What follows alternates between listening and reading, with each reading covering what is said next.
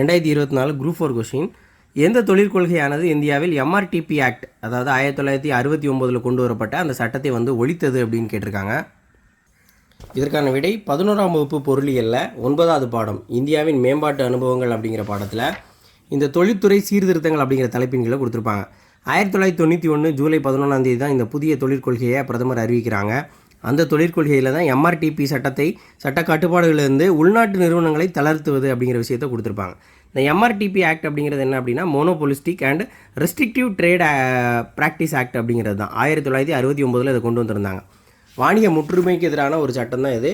இந்த சட்டத்தை ஒழிச்சது அப்படின்னா இந்த தொழிற்கொள்கை தான். தொழிற்கொள்கையில் அரசு எடுத்த முக்கிய முயற்சிகள் 1991 தொழிற்கொள்கை தான். அதில் தான் இந்த எம்ஆர்டிபி ஆக்ட் அப்படிங்கிறத ஒழிக்கிறாங்க.